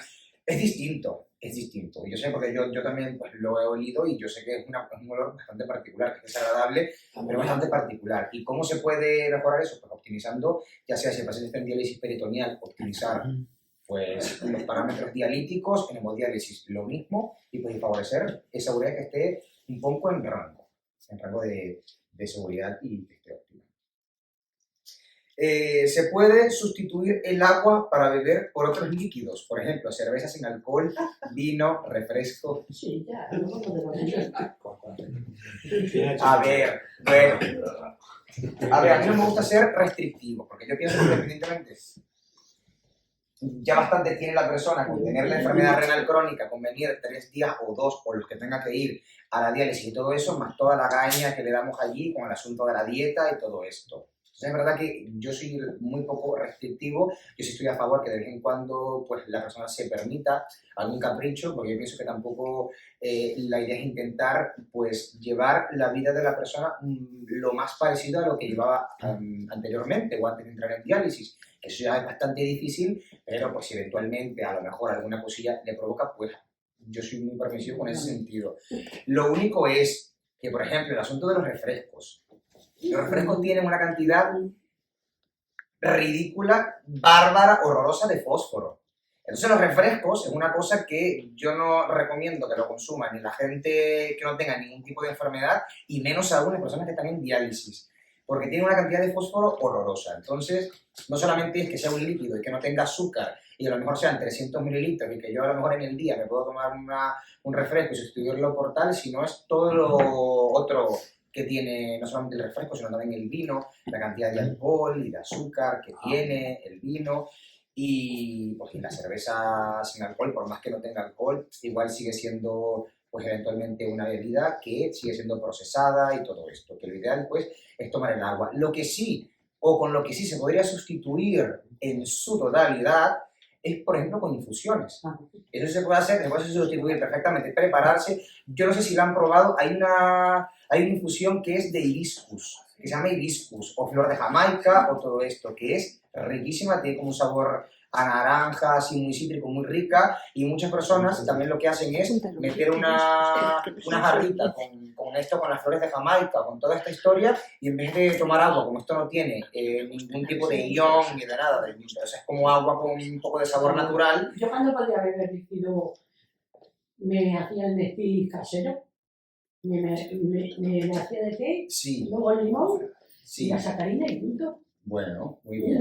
Lo que pasa es que eso ya hay que tener un poco más de cuidado porque el té negro, o sea, los tés como tal, té negro, té verde, té rojo, todos estos tienen teína y no tanto que tengan, porque al final es una infusión y lo que le sale realmente es una cantidad que no es tan considerable, pero la cuestión es todo lo otro que tienen, la teína, que son componentes muy buenos, pero a lo mejor sustituir el agua por tomarte al día 750 mililitros de un té negro, por ejemplo, vamos, que a ver si en la noche puede dormir.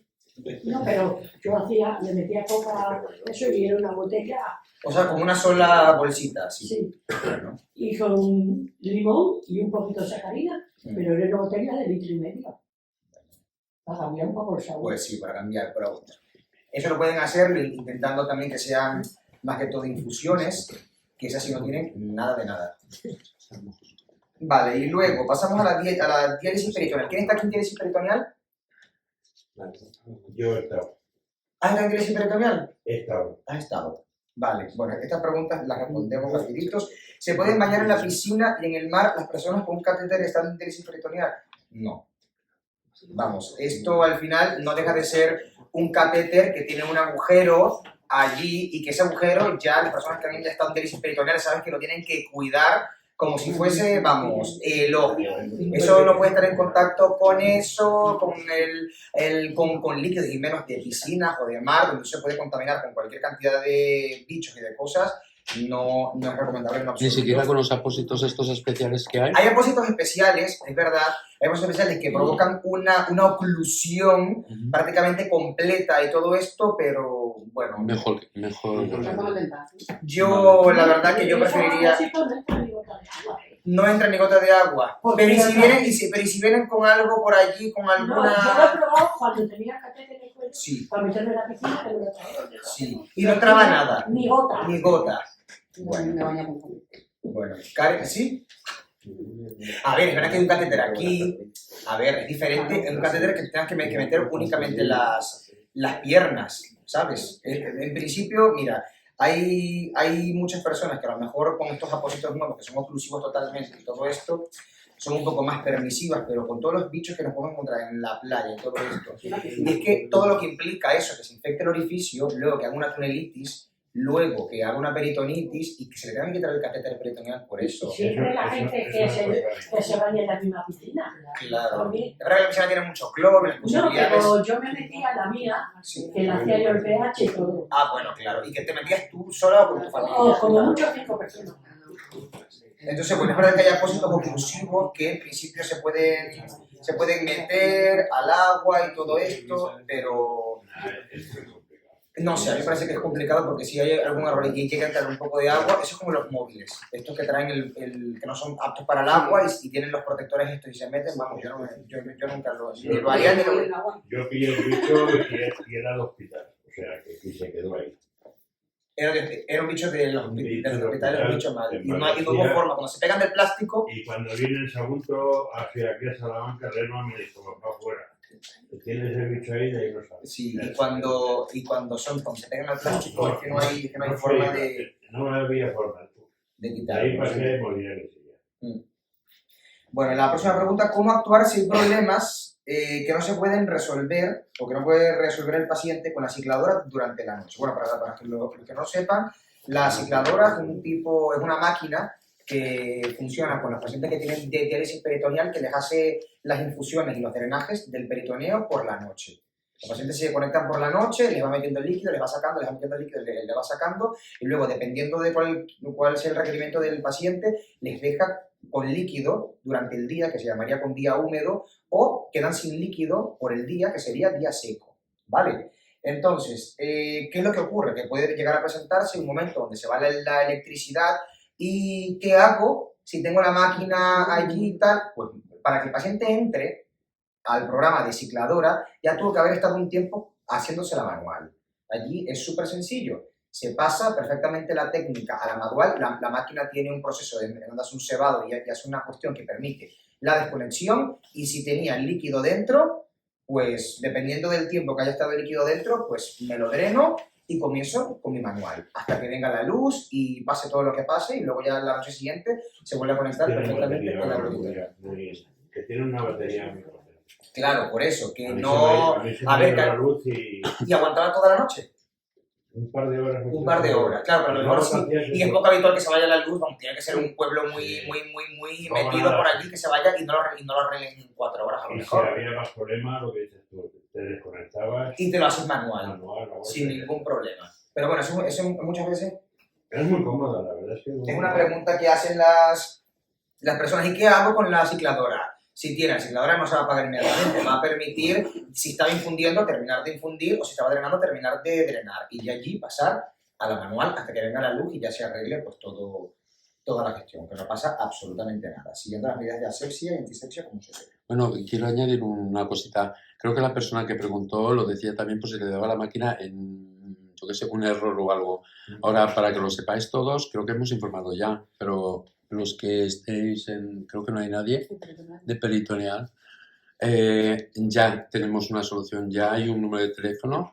Eso ya lo digo siempre. No, No sé. a las 3 de la mañana, ¿quién te contestaba? Si te daba error la máquina. ¿Quién? ¿Los de Baxter? ¿Pero en dónde? ¿Aquí en Salamanca? ¿Aquí en Salamanca? Los de Baxter no, cierran. Ponías un 900 y llamabas. No, pero esos cerraban a una cierta hora. Sí, eso ya a las 12 ya. ¿Ves?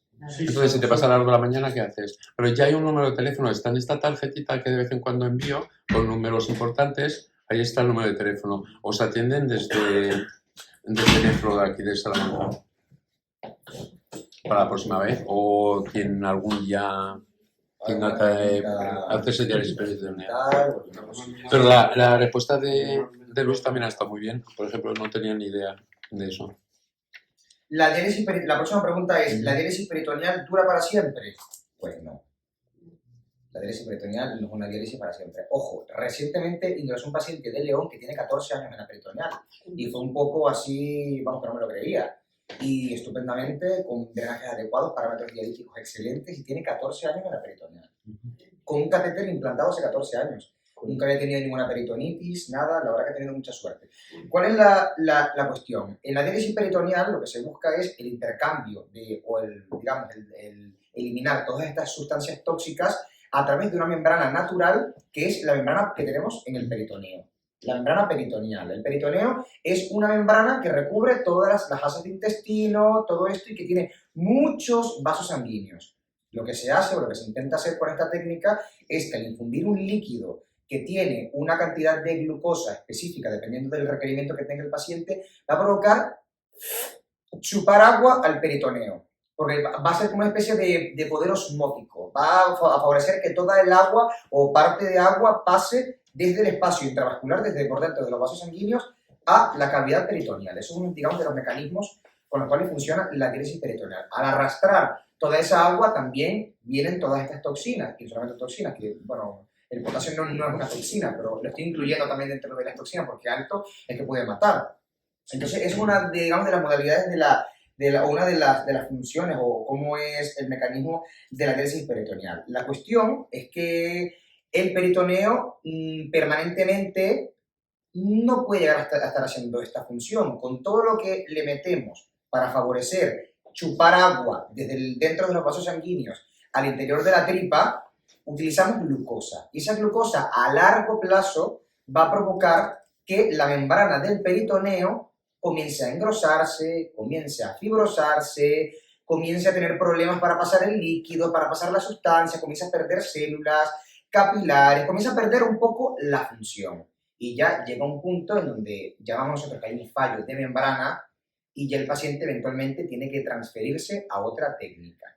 ¿Esto cuándo puede ocurrir? No hay un momento preciso para decirlo porque hay personas, como ya les he dicho, una persona que tiene 14 años en la diálisis peritoneal perfectamente, con buenos parámetros, sacando el líquido adecuadamente y no se sabe hasta cuándo este hombre puede estar en la peritoneal. A lo mejor está un par de años o 5 años más, dependiendo de si está en lista de trasplante o no, o cómo sea el asunto. Pero es una cuestión que no suele ser una técnica que suele ser para siempre o que suela durar más de 10 años. Ahora la pregunta contraria. ¿Tenemos diálisis toda la vida? Eso también es una pregunta que va un poco de la mano con esa, porque al final estar en la diálisis implica eventualmente más calcificación. No todas y absolutamente las toxinas, por las cosas que se acumulan en la sangre, no todo se puede eliminar con la diálisis, con el filtro. Eventualmente hay acumulación de determinadas sustancias que no se han logrado estudiar absolutamente todas, que pues a la larga su acumulación puede llegar a presentar pues problemas y que no se pueden eliminar con la diálisis. Es verdad que todas estas cosas han mejorado con el perfeccionamiento un poco de la técnica como tal, ahora que está la técnica online, que permite un poco el paso o la eliminación de estas sustancias que en la diálisis convencional pues no se lograban eliminar y que al final todas las complicaciones derivadas de la acumulación de estas sustancias ya es verdad que se encuentran menos. También el aluminio, que era un metal que había mucho en el agua de diálisis, y es verdad que era un metal que a pesar de que se controlaba, muchas personas se intoxicaban con aluminio y tenían todos los problemas desencadenados del aluminio, pero bueno, eso ha quedado un poco en el pasado, ya ahora hay cada vez mayor seguimiento y cada vez el agua pasa por más procesos, el agua cada vez es más ultra pura, de hecho se llama agua ultra pura, el agua con el que se dializa a la gente, el agua cada vez es más pura y con los nuevos dializadores y las nuevas técnicas cada vez se logra eliminar mayor parte de todas estas sustancias que son dañinas también y que en una diálisis convencional pues no se logran eliminar. ¿Con multicirugías te puedes dializar peritonealmente? No. A ver, no voy a decir un no rotundo porque tenemos a un paciente que precisamente ha tenido un par de intervenciones en el abdomen y como no se podía meter en la hemodiálisis por múltiples problemas cardiológicos que tenía y que no la toleraba nada, pues se llegó a plantear, pues a pesar de que tiene estas cirugías a nivel de abdomen y que esto en principio sería una contraindicación para plantearse la peritoneal, Pues en este paciente se intentó, se le colocó el catéter y la verdad que va bastante bien. Sin embargo, de entrada, una persona que tenga alguna cirugía abdominal importante, por ejemplo, una cirugía de asas de intestino o algo por el estilo, pues si se puede meter en otra técnica, se prefiere que se meta en otra técnica. Pero eso es una cuestión de hacer pinceladas y si realmente no se puede, no tiene un acceso vascular o no tiene alguna cosa y la única salida es la diálisis peritoneal, se valora y se puede llegar a colocar un catéter y comenzar la Siempre y técnica. cuando esté cicatrizado, sea peritoneo. ¿Cómo? Siempre y cuando esté cicatrizado. Es igual. Claro, a ver, que no puede ser en el momento agudo. Claro, si por ejemplo la persona la operan por una obstrucción intestinal y le tienen que cortar un cacho de intestino, claro, en ese momento ni remotamente se le puede pensar en una peritoneal. Ni remotamente. Eso hay que esperar que eso cicatrice, cure y vaya evolucionando bien, que el paciente recupere el tránsito intestinal y luego, de manera diferida, plantearse una peritoneal. Pero en ese momento no. Es verdad que hay pacientes que se le hacen algún tipo de cirugías laparoscópicas estando con la peritoneal, hay que ponerlos en reposo peritoneal porque se perfora el peritoneo con las cosas que utilizan los cirujanos y luego, eventualmente, una vez que se ha transferido a hemodiálisis y ha cicatrizado todos los agujeros de la cirugía, puede regresar a la diálisis peritoneal. Eso no sería indicación de quitar catéter, ni de trasladar definitivamente a hemodiálisis, ni nada por el estilo. Pero ya que tenga alguna cirugía ya importante, no es una contraindicación absoluta, pero en principio es una cosa que había. También tenemos una poliquística que le hicieron una nefrectomía también y está en diálisis peritoneal, la verdad que va muy bien. Hubo muchos problemas porque parece que el líquido se le quedaba acumulado, había unos tabiques allí, pero luego la verdad que ha ido bastante bien. Esa era también una pregunta, que si se recomienda a los pacientes con poliquistosis hacerse diálisis peritoneal o menos. A ver, si en principio no tienen ninguna cirugía abdominal importante que se haya hecho, a pesar de que se le vaya a realizar una nefrectomía, perfectamente se puede incluir en programas de diálisis peritoneal sin ningún problema. Okay. De hecho, tenemos un paciente que se le ha puesto el catéter recientemente y que es poliquístico y que no se le ha hecho nefrectomía ni nada, que tiene sus 2 riñones pues enteros y entrado en programa de diálisis peritoneal, con eventual posibilidad de que se le vaya a hacer una nefrectomía luego para que lo incluyan en la lista de trasplante, pero eso no sería una contraindicación absoluta. Era una de ellas, era poliquística. ¿Y le incluyeron en diálisis peritoneal? Sí, hizo la peritoneal. ¿Y la nefrectomía se le hicieron antes o después de empezar con la peritoneal? No tiene. ¿No le hicieron nefrectomía? No te quitaron los riñones. Claro, bueno, más todavía. Si no le hacen nefrectomía, más todavía. Si hay espacio suficiente. Es verdad que los pacientes que tienen... Claro, por eso la pregunta por el espacio. Y tienen un volumen renal muy grande. Es verdad que a lo mejor toleran una cantidad de líquidos un poco menor que lo que puede tolerar a lo mejor una persona que no tenga una poliquistosis, por ejemplo. Pero perfectamente se puede intentar la peritoneal en estas personas, que no sería una contraindicación el hecho de tener una... Porque al final no deja de ser un líquido que se distribuye por toda la tripa, que no deja de ser únicamente el espacio que tenemos a nivel del espacio que ocupan los riñones. Ningún problema. ¿Y cuánto se infundía de líquido? Uy, 12 litros. 2 litros. 12. En la cicladora. Sí. Claro, pero en la cicladora no le mete los 12 litros. Le irá metiendo allí de 1500, de 2000, de 2000. Pero bueno, que lo toleraba perfectamente si lo infundía 2000. Sí. Pero yo iba a añadir, si tiene poliquistosis hepática también. Bueno, habitualmente las personas que tienen poliquistosis hepatorrenal también tienen quistes hepáticos y eso tampoco sería una contraindicación para llegar a desestimar que el paciente se incluya en lista de diálisis peritoneal, ¿vale? En lo absoluto, para nada. Tenemos muchos pacientes poliquísticos en la peritoneal, ahora mismo, la verdad. Luego, ¿se pueden tener mascotas dializándose en casa? Bueno, a ver, esto es un tema que hemos tenido. Hay algunos nefrólogos que están en contra y dicen que es prohibido totalmente, que eso no es compatible. Pero si se mantiene, si se tiene un cuarto específicamente donde se hace la técnica, donde está todo limpio, donde no se deja pasar, ya sea el perro o el gato, al cuarto y se mantienen las medidas higiénicas adecuadas, no tendría que haber ningún problema. De hecho, nosotros tenemos actualmente pacientes en diálisis peritoneal que tienen perros y gatos. Y siguiendo esas medidas, nunca han tenido ninguna peritonitis ni ninguna complicación derivada de algún proceso infeccioso, ¿vale? Por ese motivo. Y lavándose bien las manos, también manteniendo las técnicas ahí súper asépticas y todo esto, perfectamente se puede tener una mascota en casa sin ningún inconveniente. Luego, con el tema de trasplante, nolotil y antiinflamatorios. ¿Qué consecuencias tienen estos medicamentos en general y en las personas trasplantadas? Bueno, ya sabemos que los nefrólogos son muy enemigos de los AINES, analgésicos antiinflamatorios o como se quiera llamar.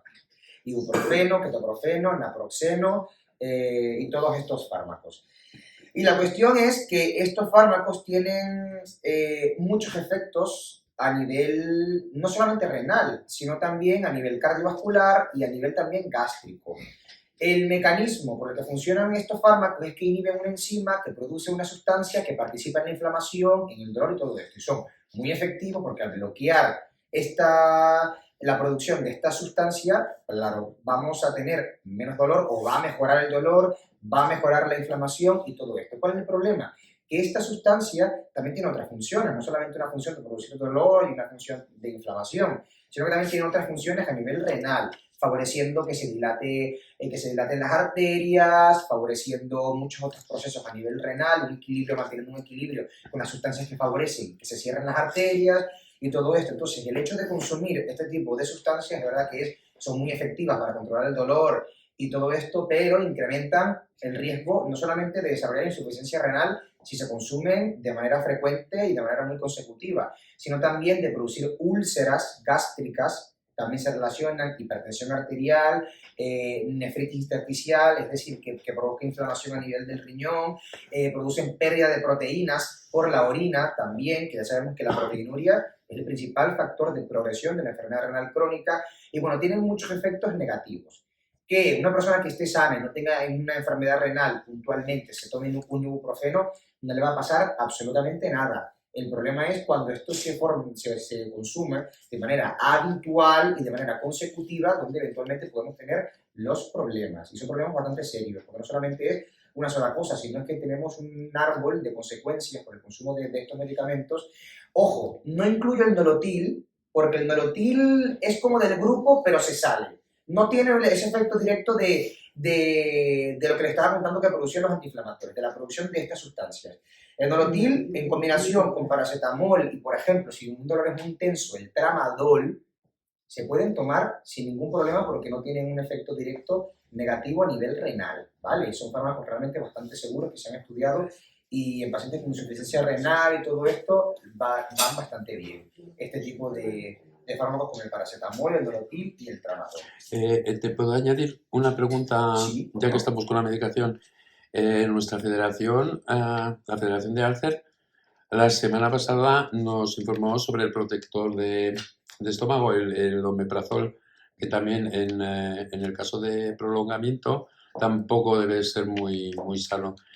Casi todos los trasplantados, que yo sepa, nos tomamos el protector. Y el omeprazol también ha venido. Eso, omeprazol, pantoprazol y todo esto. De hecho, eso que se me olvidó comentarlo, eso es una causa también, no es frecuente, pero es una causa también de hipomagnesemia, de tener el magnesio bajo. Los inhibidores de bomba de protones, que son el omeprazol, pantoprazol, esomeprazol y todos estos. A ver, hubo hace años, un par de años, no sé, o 3 años por allí, hubo un boom porque se relacionó el consumo de paracetamol con enfermedades psiquiátricas o con el desarrollo de enfermedades psiquiátricas como esquizofrenia y todas estas cosas. Al final, el estudio tenía muchísimos sesgos y realmente, pues como todo otro fármaco, a lo mejor podría desencadenar en una persona que tuviese algún tipo de predisposición, ser un trigger para desencadenar la aparición de una enfermedad psiquiátrica.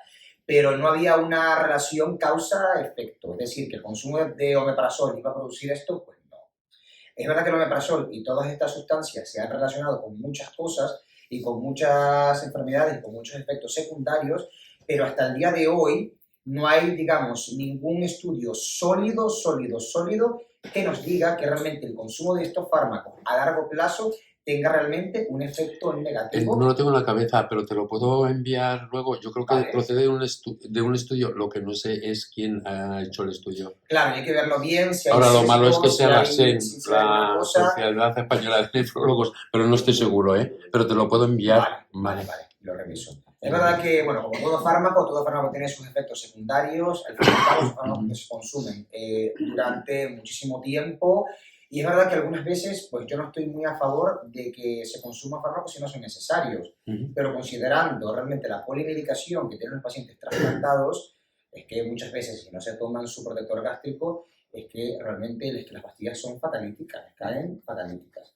Entonces a lo mejor haciendo riesgo-beneficio, si realmente no hay una cosa sólida que nos diga, mira, directamente causa-efecto el consumo de omeprazol a largo plazo o de los inhibidores de bomba de protones me va a producir esta entidad a largo plazo.